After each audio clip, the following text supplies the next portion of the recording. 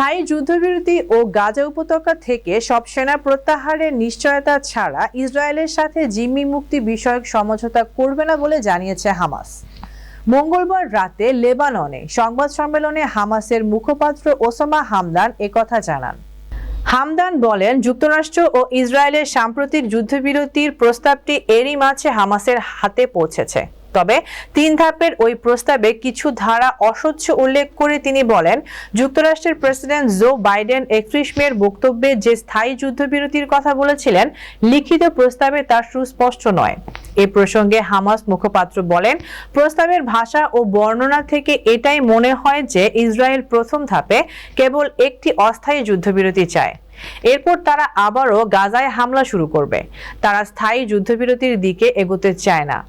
Hamas মধ্যস্থতাকারীদের কাছে নিজেদের অবস্থান জানিয়েছে উল্লেখ করে এই মুখপাত্র বলেন, ইসরায়েলকে স্থায়ী যুদ্ধবিরতি ও গাজা থেকে সকল সেনা প্রত্যাহারের বিষয়ে নিজের অবস্থান সুস্পষ্ট করে নিশ্চয়তা দিতে হবে। অন্যথায় জিম্মি ও বন্দি বিনিময় চুক্তিতে সায় দেবে না হামাস।